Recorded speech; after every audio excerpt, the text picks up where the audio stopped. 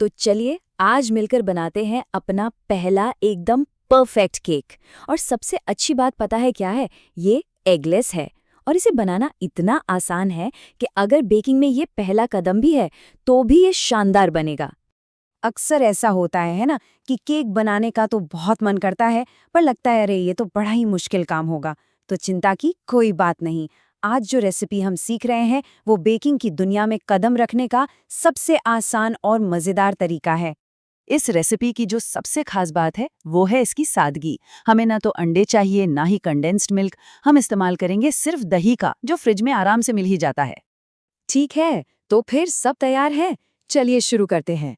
सबसे पहले एक नज़र डालते हैं कि हमें इस लाजवाब केक को बनाने के लिए क्या-क्या चाहिए होगा।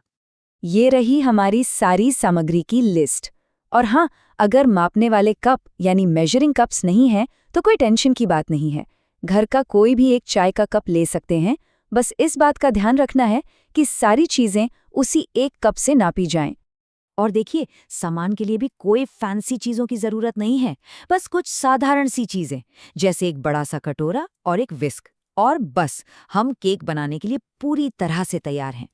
तो सामग्री और उपकरण तैयार हैं। अब हम आते हैं तैयारी के उन ज़रूरी पहले स्टेप्स पर जो एक बेहतरीन केक की नींव रखते हैं। सबसे पहला और सबसे ज़रूरी काम, अपने अवन को 180 डिग्री सेल्सियस पर प्री हीट होने के लिए रख दें। इससे क्या होगा कि जब तक हम अपना बैटर तैयार करेंगे, हमारा अवन भी बेक करने के लिए एकदम गर्मा गर्म रेडी हो जाएगा। अब बारी है हमारी सूखी सामग्री की। मैदा, बेकिंग पाउडर और बेकिंग सोडा को एक साथ छानना बहुत ज़रूरी है।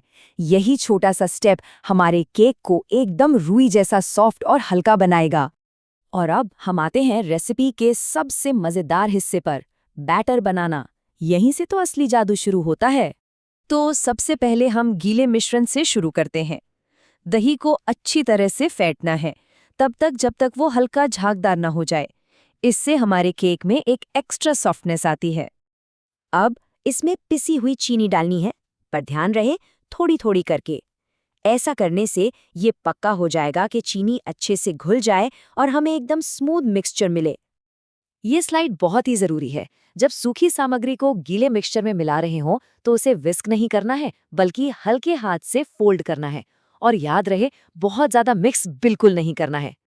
और यहाँ एक और प्रो टिप है, हमेशा एक ही डायरेक्शन में मिक्स करें। ये छोटा सा सीक्रेट केक को एकदम फ्लफी बनाने में मदद करेगा, क्योंकि इससे हवा के बड़े बबल्स नहीं बनते। अगर आपको लगे कि बैटर कुछ ज्यादा ही गाढ़ा है तो कोई बात नहीं, बस थोड़ा थोड़ा करके दूध मिलाइए जब तक कि ये सही कंसिस्टेंसी पर ना आ जाए। हो सकता है पूरे दूध की जरूरत भी ना पड़े। बहुत बढ़िया, हमारा बैटर एकदम तैयार है। अब हम इसे ओवन में डालने से ठीक पहले के आखिरी स्टेप्स के लिए रेडी हैं। केक टिन को अच्छी तरह से ग्रीस करना मत भूलिएगा, इससे केक आसानी से बाहर निकल आएगा। बैटर को बीच में डालकर टिन को हल्का सा टैप करें ताकि कोई एयर बबल्स न रहें और केक बराबर बेक हो। अगर थोड़ा क्रिएटिव होने का मन है तो चॉकलेट सिरप से ऊपर एक सुंदर सा डिज़ाइन बनाया जा सकता है। लेकिन अगर नहीं भी तो कोई बात नहीं, ये केक अपने आप में ही बहुत स्वादिष्ट बनता है। तो अब है बेकिंग का टाइम। केक को हमारे प्री हीटेड ओवन में 180 डिग्री सेल्सियस पर लगभग 25 से 30 मिनट के लिए बेक करना है। और अब आता है सबसे रोमांचक पल, ये देखना कि हमारा केक तैयार हुआ है या नहीं। तो सवाल ये है कि हमें पता कैसे चलेगा कि केक अंदर तक अच्छे से पक गया है? इसके लिए एक बहुत ही सिंपल और भरोसेमंद तरीका है। ये है क्लासिक टूथपिक टेस्ट। बस केक के एकदम सेंटर में एक टूथपिक डालिए। अगर वो एकदम साफ बाहर आती है तो समझिए केक तैयार है। अगर नहीं तो बस 5 मिनट और बेक कर लीजिए। ये स्टेप बहुत ज़रूरी है। केक को टिन से निकालने से पहले कुछ मिनटों के लिए उसे ठंडा होने दें। इससे ये पक्का हो जाएगा कि वो टूटता नहीं है और परफेक्ट शेप में बाहर आता है। और ये है सारी मेहनत का मीठा फल, एक सुंदर नरम और स्पंजी केक जिसे हमने खुद बनाया है। तो पहला केक सफलतापूर्वक बन गया है। अब जब बेसिक्स समझ आ गए हैं तो बेकिंग की पूरी दुनिया खुली है। तो अब सवाल ये है, अगला क्या बनाया जाए?